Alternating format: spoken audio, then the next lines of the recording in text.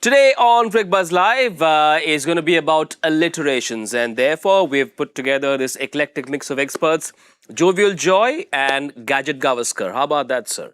First of all, I want to just say that there are three words in that first three sentences I didn't understand. It seemed like a heavy duty, force from Manish Batavia over there. Sir, you are the man with the fanciest gizmos in the world. I won't tell you why I'm saying this, but Joy will concur. Yeah, absolutely. There's this neck massager that he's shown us. God. It is, look, if it's not, by chance, if it gets lost in the dressing room. You know where to check. You know where. My bag or his bag? Whose bag to check? Yeah, but it's a good one. And I think it's only because we are so used to being on our phone and hunched and all. So it's a great massager, for your neck and shoulders. That's true, sir. But expect lots of mental stimulation, because that's what this show is all about. It makes you think, it makes you smile, it gives you enough gyan for you to show off in a water cooler conversation in office. Scotland versus Nepal, it is at the 1K. But the bigger news that might have made a few Indian fans smile is that Australia are knocked out. I thought you were going to say off Wiedersehen Australia, since you were going with the awful Australia. There you are then. Zimbabwe, the second team that's qualified, because Australia, they lost that one game to Zimbabwe. The game between Zimbabwe and Ireland was washed out, and that means that they had that 5th point. And Australia have just one game left against Oman, and even if they win that one, it will not be enough for them to go through. Big piece of news. Australia, Joy, jokes aside, always a force at all World Cups or all world events, and for them to get knocked out is a big story. It is. It is to get knocked out. And I think that from the very start, this campaign has been stuttering. First we heard Cummins is not coming, then Hazelwood is injured. They just didn't look like a team that was completely there. And I think even though they played a 3-match series against Pakistan, they didn't do very well out there either.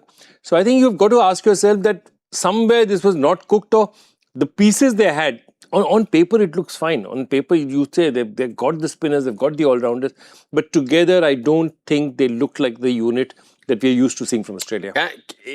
And what Joy says is absolutely spot on, because as a team, what I will tell you, it's really important that you have that sort of understanding of each other's roles and what one's going to do.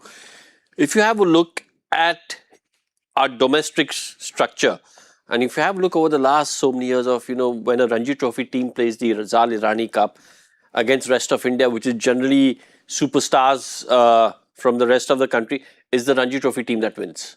Because they're used to playing as a team. Yeah. It's not a collection of individuals suddenly coming together.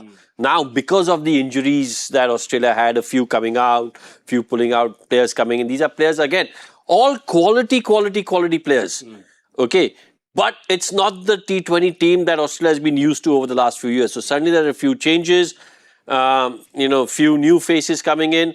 And then they just look like Joy said right from the start. It looked like a campaign which, unfortunately for Australia, wasn't going to succeed. Given how the format is what it is, Joy, is it just them having had one bad day against Zimbabwe or one little passage of play, or is it about not having Stark, Hazelwood and Cummins? It's a combination. I think it's a combination of all of that. They didn't look very impressive during the win as well. It's not as if they looked super impressive in their win as well. I think there are two factors to it. One is that. The second is the fact that in some ways this Australian team is tired because they played, their season is over. It's like immediately after the Ashes are over, the Big Bash is over, everything is over. Now they've come, very different conditions, they've come to the subcontinent. They just seemed out of, an Australian team is normally on the ball. They are comparative, they're on the ball. They just looked as if in Sri Lanka they missed a few tricks out there. They didn't bring in the field changes. And, you see Mitch Marsh's post-interview also. And he said that, we just didn't get some things right. I think we were, tactically we were not the best. Yeah. Not just one bad day, Manish. They lost convincingly to Sri Lanka. Also. Yeah. So Sri Lanka, Zimbabwe, 2 days. So it's 2 bad days. Yeah. It's they still had their fate in their own hands. If they'd beaten Sri Lanka, they were still okay, we've lost to Zimbabwe. Now we're up against Sri Lanka. We do well. They picked a side which was full of batting intent, and they got only 180 from being in a very strong position. I think about 160 after the 16th over. And when you have a team chocker block with batting intent, then your last 4 overs can't be going at about 20 runs. 30, yeah. Sorry, 20, you're right. 20. So that can't happen. 30, yeah. So it was not just one bad day. It was the whole campaign seems a little. Yeah, that passage of 5 overs when they were batting, lost 6 wickets, scored only 30. Perhaps they look back and wonder where things went wrong. But there are teams like India that have perhaps transitioned very comfortably from not having Rohit and Virat around. Surely you can't be dependent on 1 or 2 or 3 players. And they also say that the Big Bash League is a very competitive league, which it is. Are you okay with this squad that Australia have sent for a world event? Or you reckon they will now relook at pressing that reset button and say, okay, this combo hasn't worked, let's look at other No, I think this squad, if given time to sort of play together, will be a top squad. You look at the batters there: Mitch Marsh, Tim David, Josh Inglis, Travis Head, Steve Smith coming in as a replacement. Then you look at the all-rounders: Stoinis, Cam Green, Glenn Maxwell, Cooper Conley. Yeah. These are high quality players, right? So if you give them time and they play together, and you look at the bowlers also, and you give them time, give them a run of a year or two, this will be an excellent side. Obviously, there might be a few changes because of age-related this thing. There might be a few retirements or people sort of opting out or thinking, listen, we need to go with some fresh blood. But I have no doubt that in the next World Cup, T20 World Cup, with most of these players, they'll be the team to watch out for. Yeah, a lot of their players are key components of franchise teams across T20 leagues, Joy. Now, ODI giants Australia, but this T20 format at the ICC level just they won the tournament also. I mean, look at it. Yes, they have. The last 2-3 they have done. I mean, 21 they were champions. They did very well, but after that 22, 24 they've basically struggled. And I think it's the pieces coming together. I think okay. If you ask my honest opinion, I don't think that this is us. They really have. They think of T20 when they think of franchise cricket. T20, I think they don't. The national team button doesn't seem to be pressed. And then going back to that old point, I was just saying that even in India, at the end of the IPL, we went to the WTC. It's not easy, Like Ashes for them is consuming. Like IPL is for us is like a consuming. Sure. So after that, it's a sort of there's a hangover, and I think that's one thing that's happened with them. Right, another team sadly got knocked out, a team that finds a lot of love and appreciation and support among Indian cricket fans. Afghanistan sadly will not be featuring at the Super 8s because New Zealand won their game today against Canada very comfortably by 8 wickets, and that was their 3rd win, and that means South Africa and New Zealand are the 2 teams that will go through to the Super 8s from Group D. Rohan, once again, a team with so much talent and things just not coming together for them. Yeah, but they were in a tough group. I mean, when you look at, of course, Afghanistan, wonderful players. And this is let me find the right words here, because if they had qualified for the Super 8s, it wouldn't have been a surprise. Yep. Because they've been performing really well over the last, so many years. But them not having also gone into, because of the 2 other teams that are there in that group, South Africa and New Zealand, this is also not a surprise. Because South Africa, it was a real flip of the coin between these 3 teams, which 2 would qualify. True. Because they're all so good. And it basically comes down to who plays better on that day when you play against each other. Yeah.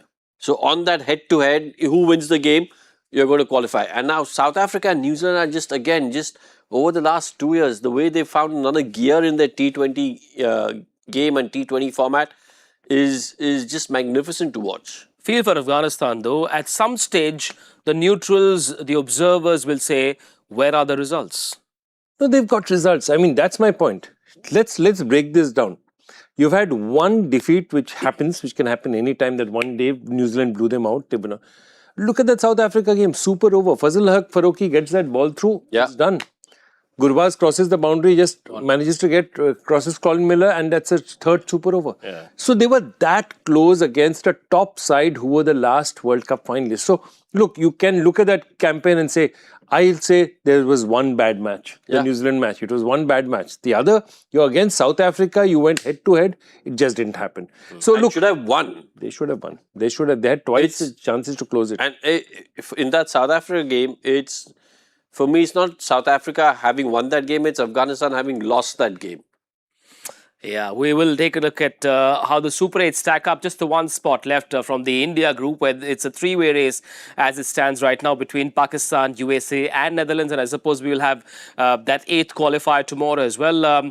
Given how it is stacked up, does it surprise you that these are the 7 teams that have gone through so far? Or did you expect at the start of the tournament? Did you expect I expected Australia ahead of Zimbabwe. Yeah, sure. So that's the one sort of surprise, or one sort of team that I did not expect in Zimbabwe. Did not expect Zimbabwe, and this is. I mean, I'm not trying to belittle Zimbabwe. I just think Australia.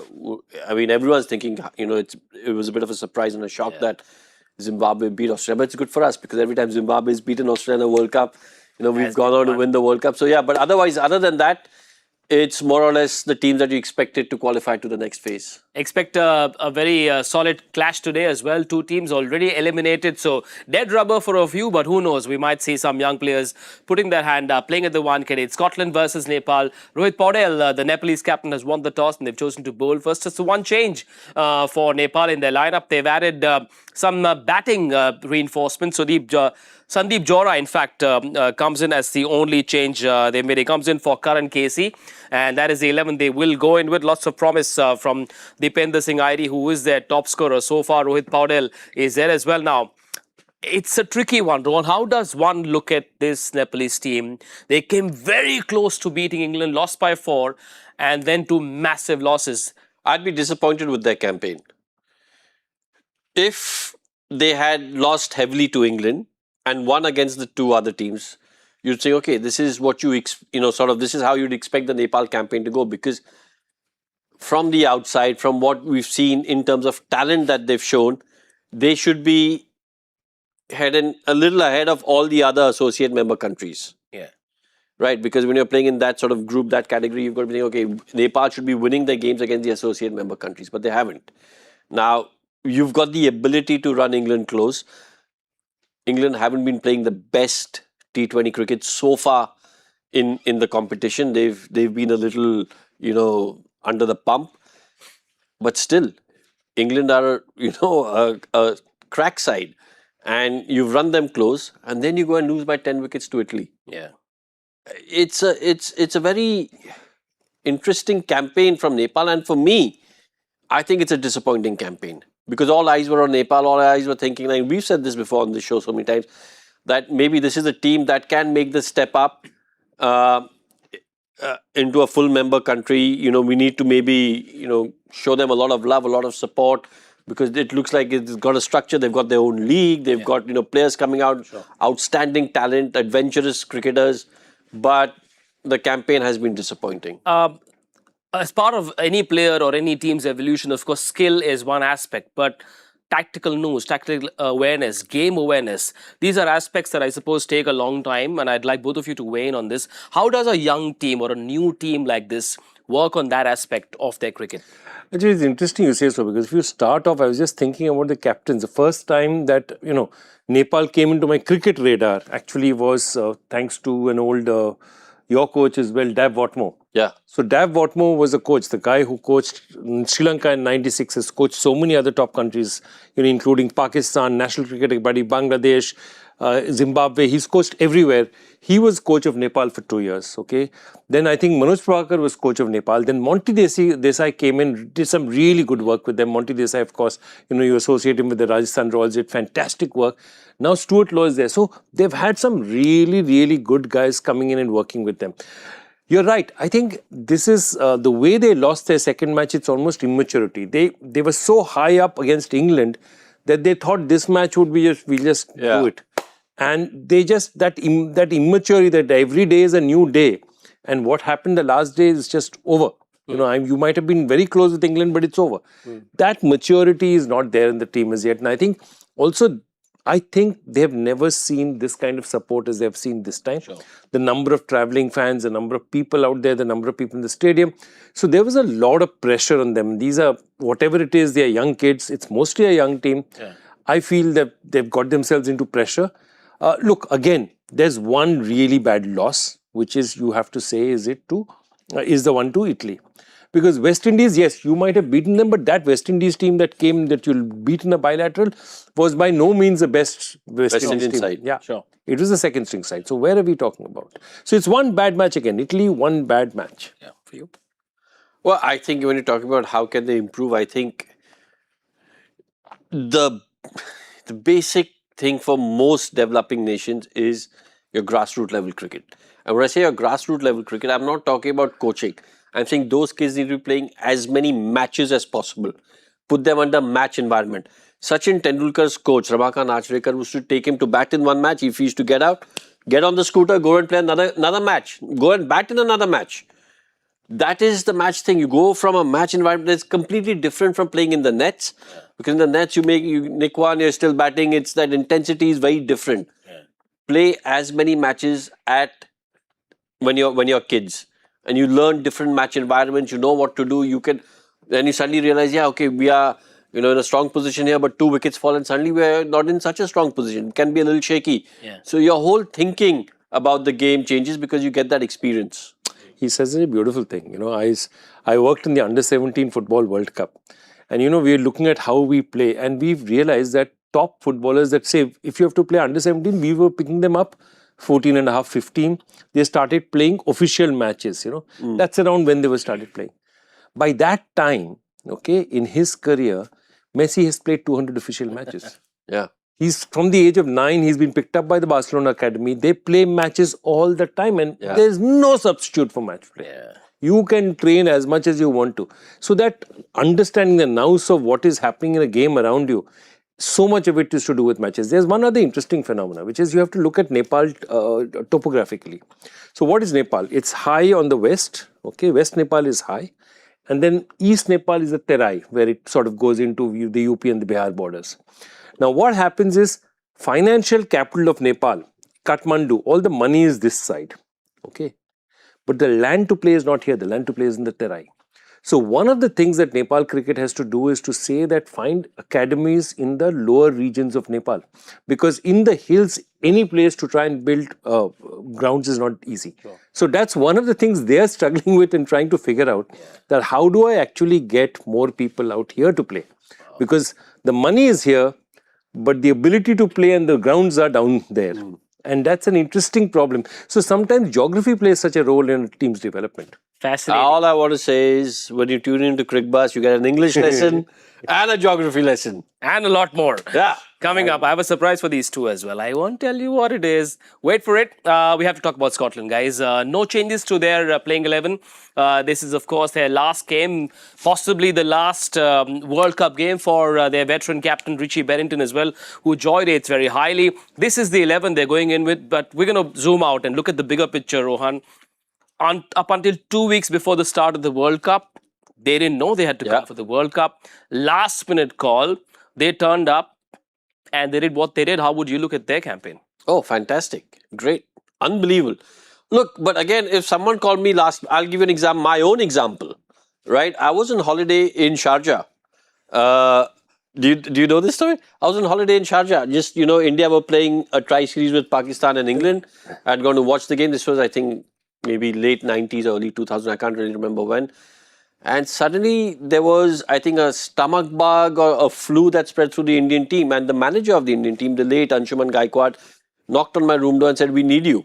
Now, I'm there without any kit. I'm there just, as a fan supporting our team. And then suddenly you get a call saying, "Listen, we need you in the team." Bro, I'm not thinking, I'm thinking, get me in there. Right. Now, fortunately and unfortunately, I don't know what's the right word here. They had 11 fit players.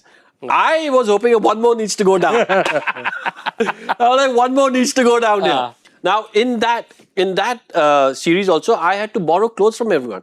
I had Sachin Tendulkar's t-shirt, I had Saurav Ganguly's pants, Saurav Ganguly's shoes, which were back in those days were blue in color and they had spikes.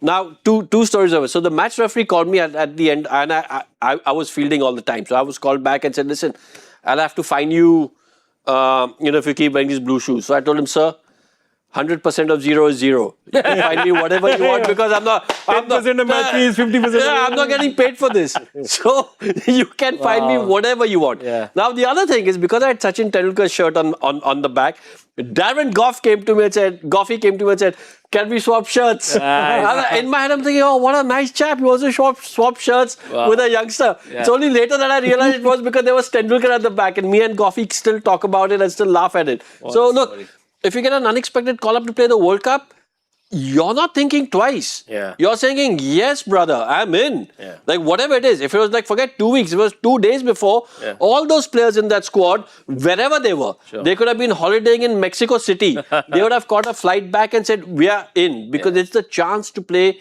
at the biggest stage. And look, you're a professional cricketer. You're not missing that opportunity for anything, because 20 years down the line you'll be saying, I played in the World Cup. Yeah. So look, they've had a wonderful, they've had a good campaign, and good luck to them. One can call it luck, but as Mr. Bogle once said, luck is when talent meets opportunity. That opportunity came, they were ready, they came in. Also well done to their merchandise vendor, because getting t-shirts ready in time. You know how tough that is. No, absolutely. And they're beating Italy by 73 runs. It's not a joke. Yeah. It's a big win. They got the one win that they could. Yeah.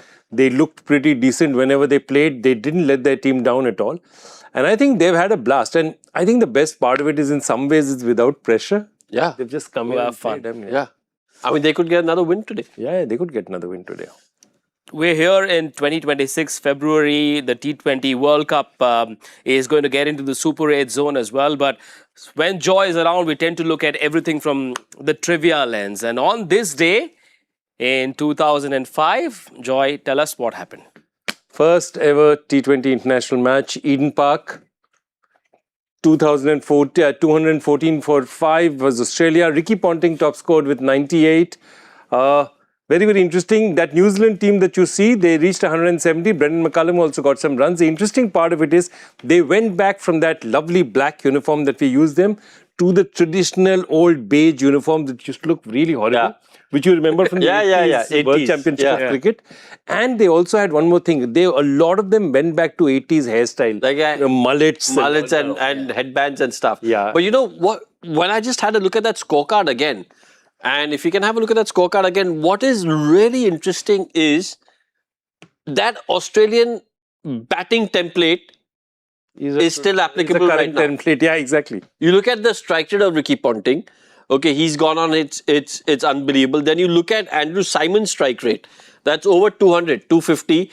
Then you look at Michael Hussey, over 200 again. So that is actually the batting template right now when you want to play 10-15 deliveries but have a strike rate of 200, 250. It's an unbelievable, Yeah.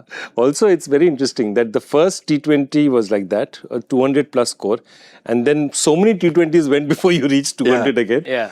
The first IPL match was 200 again. Brendan McCullum. So everyone thinks 200 is the norm. And then they realize that no, this is not normally. 150, 160 is normal. A lot of people reckon if India hadn't embraced T20s, perhaps commercially it wouldn't have become as big as it is.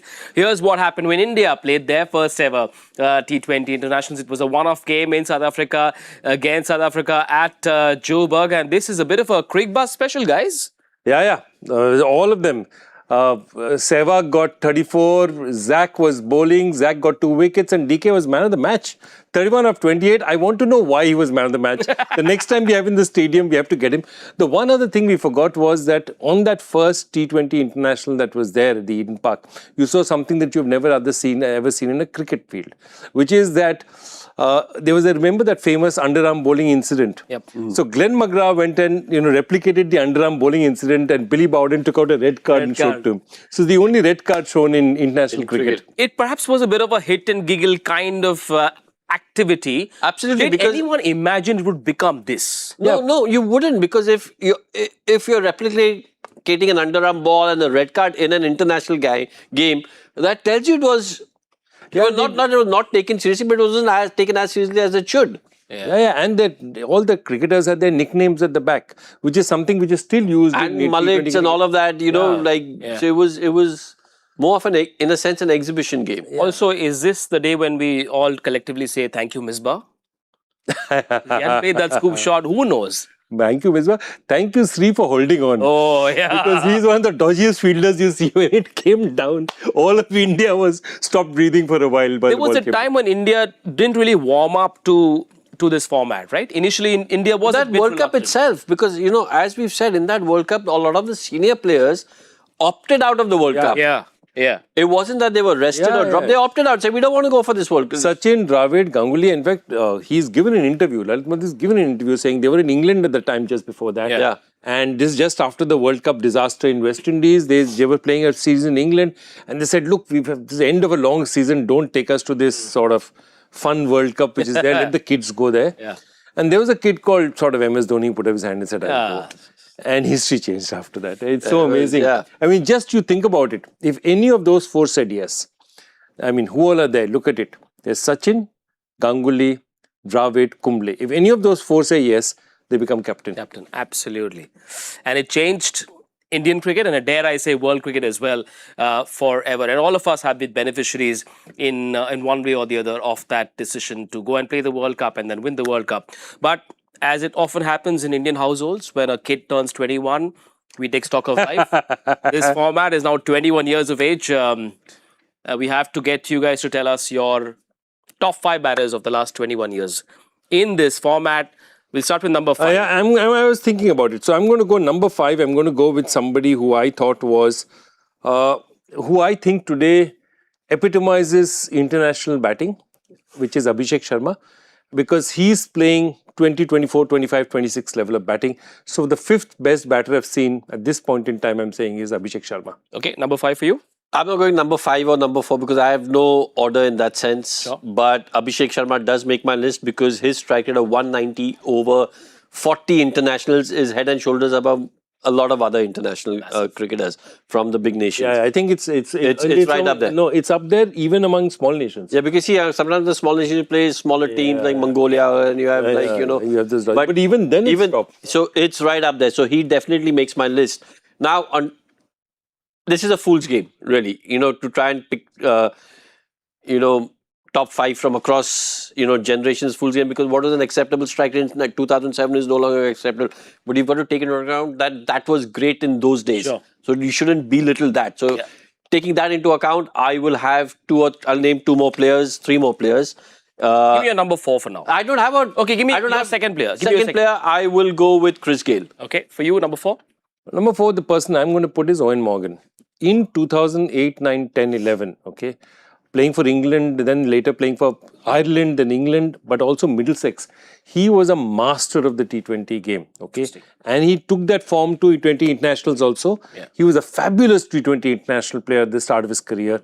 Absolutely fantastic. In fact, once he took on England captaincy, he sort of came back, but he's recognized as one of the guys who actually influenced the stylistic batting. Yeah. Like a lot of the others have. He influenced the way the T20 game is played. Virat Kohli. Who else? Look, has to be there. That's why it's hard for me to go from like 1 to 5. But I think Virat, could be an easy case for 1, could be an easy case for 2. Look at it. But again, you look at his numbers and then look at what Abhishek Sharma's numbers will be 10 years down the line. You'll be thinking, oh, his numbers, his strike rate. So, there's a difference. But we don't realize the impact. Yeah. Excuse me, the impact that he's made. Sure. These are the pioneers in a sense of T20 cricket. So for me, Virat Kohli is in my top 5. 2 more to go. Number 3 for you. Again, Virat. Sure. So Virat was my number 3, and the reason is simply the most complete T20 international batter that you've ever seen. In terms of the way that he's dominated and, played big innings at the important moments. He has everything. So Virat is not the innovator. There are others are like Owen is an innovator. The others who've been innovators. Virat is a person who had the most overall control over T20 game. And what he managed to do was his famous ability to chase, which was an ODI thing. He translated it to T20s as well, which is a really difficult thing to do. Sure. You next.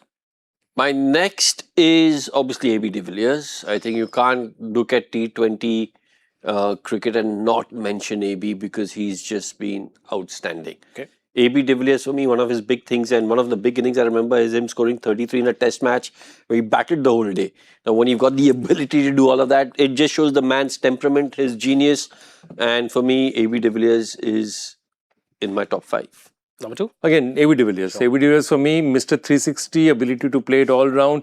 For the longest time, held the record for the fastest T20 international century till Kushal Malla broke it against Mongolia. But, I mean, unbelievable T20 player. And, I mean, one of the regrets you have is that a guy like him did not win a T20 World Cup. Because of South Africa. But ultimately, just such a complete player. One more. See, one more now. This fifth player is a bit, for me, it could be any number of players. It's hard to say. It could be someone like Surya Kumar Yadav, who's been outstanding as a T20 cricketer. It could be someone like Tilakratne Dilshan, who came up with the Dil Scoop. The fact that you've got a shot named after you because of T20 cricket shows he's one of the innovators, one of the prime innovators. So it could be that fifth player, for me, is really tough to pick because there's so David Warner with what he's done in T20 cricket. You look at someone like Kyron Pollard. You look at someone like, there's so many names for that fifth spot. So for that fifth spot, I'm going to put my hand up and leave it as a blank for the moment. I'll go with somebody who's spent a dressing room and a lot of evenings with him, a certain Christopher Gale. Thank God, I was waiting for Chris Gale, first T20 international century in that same World Cup in 2007. He was a bludgeoner of the ball. I mean, just somebody who hit the ball so powerfully.